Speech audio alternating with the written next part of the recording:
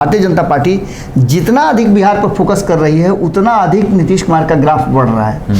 नीतीश कुमार के लिए वो बेहतर सोच को लेकर के नीतीश कुमार के लिए जब नरेंद्र मोदी बिहार आ सकते हैं तो 80 सीटों के लिए कि नीतीश कुमार को फूलपुर या प्रयागराज भेजा जा सकता है कि पटना में आकर के पटना साहिब से राजधानी से अगर नरेंद्र मोदी चुनाव लड़ते हैं तो सारे वोटों का बिहार के ध्रुवीकरण हो जाएगा और उनके तरफ शिफ्ट होने का चांस बनता रहे। नमस्कार, आप देख रहे हैं रातों रात। आज हमारे साथ सहयोगी सनी शर्मा नहीं है, वो हमारे संपादक नमन मिश्रा के साथ जो है दिल्ली रवाना हो चुके हैं। दिल्ली में काफ़ी उथल पुथल मचा हुआ है। नीतीश कुमार जब से दिल्ली गए और राहुल गांधी अरविंद केजरीवाल से मुलाकात की, विपक्षी एकता को एकजुट करने की बात कही, उसके बाद बिहार की सियासत के साथ साथ देश की सियासत में काफ़ी उथल पुथल मचा। कई बिहार की सियासी पार्टियां हैं वो दिल्ली में जो है जमावड़ा लगाई हुई है और इसलिए सनी शर्मा, संपादक मिश्रा, हमारी पूरी टीम जो है वहाँ पे गई हुई है और जो भी सियासी हलचल होगा वहाँ से आपको खबरों से लगातार अपडेट करते रहेंगे। हमारे साथ आज कार्यक्रम में है बाबा और आज के इस खबर में हम बात करेंगे कि आखिर मोदी जी के बारे में खबर आ रही है कि वो इस बार बनारस से चुनाव नहीं लड़ने वाले हैं, तो आखिर कहां से चुनाव लड़ेंगे। और एक खबर और है कि नीतीश कुमार भी बिहार से बाहर से चुनाव लड़ेंगे, तो कहां से चुनाव लड़ेंगे और इसके इर्द गिर्द क्या विश्लेषण पूरा खबरों का आपको बाबा बताएंगे।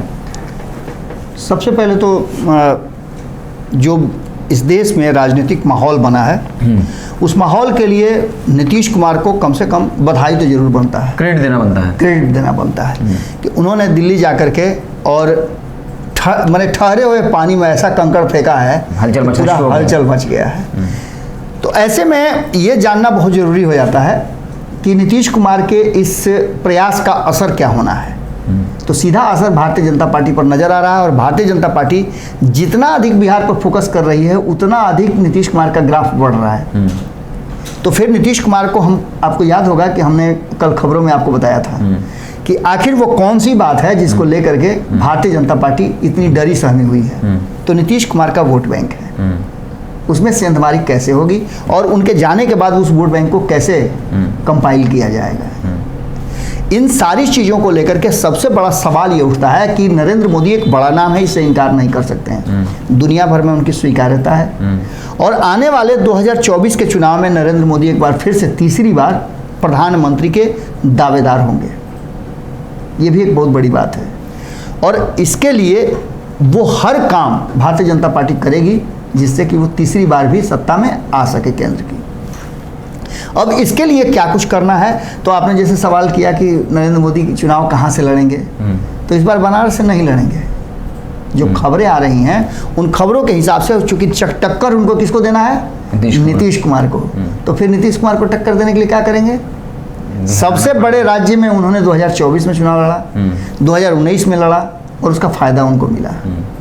80 में से अधिकांश सीटें दोनों बार वो जीत करके गए और ये तय हो गया कि अब केंद्र में उनकी सरकार बनेगी। लेकिन इस बार योगी वहाँ बड़ी मजबूती के साथ है और योगी के साथ साथ अगर अमित शाह भी मिल जाते हैं जो कि 2014 में वहाँ के एक एक गली से परिचित हैं, नरेंद्र मोदी को जिताने के लिए और यूपी के प्रभारी होने के नाते वो एक एक गली को जानते हैं, तो क्यों ना उनको वहाँ से चुनाव लड़ाया जाए जहाँ सीट बहुत बेहतर ढंग से अपना करके और बनारस में अपना एक प्रभाव छोड़ गए हैं नरेंद्र मोदी। तो एक तो सबसे बड़ी बात यह है कि यूपी के 80 सीटों पर जहां एक तरफ नज़र है, वहीं दूसरी तरफ बिहार के पटना साहिब से लगातार चर्चा, सबसे पहले चर्चा हमने ही किया था, हमने 2019 में भी ये बात चर्चा की थी। ये संभावनाएं व्यक्त की जा रही हैं कि नरेंद्र मोदी बिहार के पटना साहिब से चुनाव लड़ेंगे। अंत में वो रविशंकर प्रसाद को दे दिया गया, लेकिन इस बार ये बातें तय मानी जा रही हैं। उसका कारण सबसे बड़ा है कि नीतीश कुमार को हर हाल में टक्कर देना है और इससे बेहतर कोई विकल्प नहीं हो सकता है कि पटना में आकर के पटना साहिब से राजधानी से अगर नरेंद्र मोदी चुनाव लड़ते हैं तो सारे वोटों का बिहार के ध्रुवीकरण हो जाएगा और उनके तरफ शिफ्ट होने का चांस बनता रहे। और ये जो इंटरनल चर्चाएं हैं ये चल रही हैं और इसको लेकर के भारतीय जनता पार्टी मजबूती से सोचना शुरू कर चुकी है। उसके प्लान ऑफ एक्शन में बिहार बहुत मजबूती के साथ है और यही कारण है कि उसने पूरा अपना संगठन जो है एक नए ढांचे के हिसाब से नए तरह से चेंज किया है और एग्रेसिव व्यक्ति को बिहार का प्रभारी बनाया। इसके साथ साथ और भी जो साथी दल हैं उनके साथ भी बातचीत चल रही। फिर खबर आ रही है कि एक तरफ तो मोदी बिहार आकर चुनाव लड़ने की संभावना है, फिर कहा जा रहा है कि नीतीश कुमार अब उत्तर प्रदेश में चले जाएंगे, उत्तर प्रदेश जो गढ़ है बीजेपी का वहाँ जाकर दहाड़ेंगे, वहाँ से चुनाव लड़ने वाले हैं। देखिए, नीतीश कुमार के लिए सबसे बेहतर जो विकल्प हो सकता है वो विकल्प ललन सिंह लगातार खोज रहे हैं। हालांकि ललन सिंह अपने जो भी उनका एजेंडा रहा है उस एजेंडा में उतना सफल नहीं हो पाए हैं। कारण कि नागालैंड की स्थिति आपने देख लिया, मणिपुर का स्थिति आपने देख लिया, अरुणाचल प्रदेश का स्थिति आपने देख लिया। वो अपने मकसद में और अपने लोगों को रोक करके मजबूती से रखने में सफल नहीं हो गए हैं जब से वो अध्यक्ष बने हैं। इससे पहले ही उनका बहुत बढ़िया ग्राफ था कि वो जाते थे, जहाँ जाते थे वहाँ उनका प्रभाव होता था। लेकिन खैर, नीतीश कुमार के लिए वो बेहतर सोच को लेकर के, नीतीश कुमार के लिए जब नरेंद्र मोदी बिहार आ सकते हैं तो 80 सीटों के लिए, क्योंकि बिहार में तो 17 सीटें तो अभी फिक्स है महागठबंधन की, 17 सीटों पे महागठबंधन जीती हुई है, 16 वो और एक कांग्रेस। इसके अलावे जो नया परिवर्तन हुआ है, वोटों का जो ट्रांसफर हुआ है, उसमें कहीं ना कहीं कुछ सीटें इस बार जीतने की संभावना बनती नजर आ रही है राष्ट्रीय जनता दल के लिए।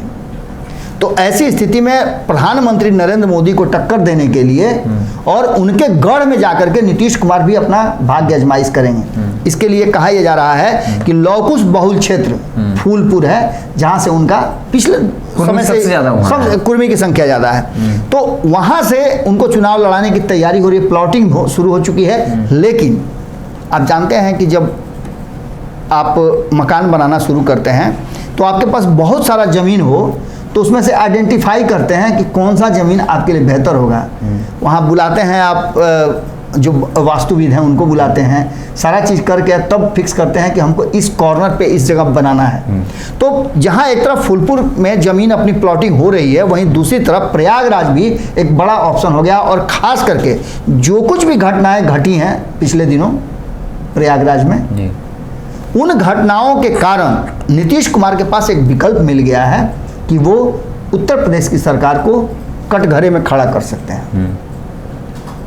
चलिए, बात समझ में तो आ गई होगी। और ये सब लोग समझ गए होंगे कि प्रयागराज में जो कुछ भी हुआ, जिस तरह से कोलैप्स किया जो प्रशासनिक महकमा है, चाहे जो भी कारण रहे हो, जिस तरह की बात हो, लेकिन कहीं ना कहीं इसको प्रशासनिक कोलैप्स ही कहा जा सकता है कि प्रशासन के सामने पूरी तरह से घेरे में अगर जाकर के सामने गोली मार दिया जाता है लाइव कैमरे में, तो निश्चित रूप से ये एक बड़ी बात होती है। और इसको लेकर के नीतीश कुमार के पास एक विकल्प मिल गया है और साझा विपक्ष को ये मिल गया है। और वहाँ आने के बाद अगर नीतीश कुमार और कांग्रेस एक साथ लड़ते हैं और अखिलेश यादव साथ में आ जाते हैं तो एक बड़ा टक्कर देखने को मिल सकता है। यही कारण है कि नीतीश कुमार को फूलपुर या प्रयागराज भेजा जा सकता है।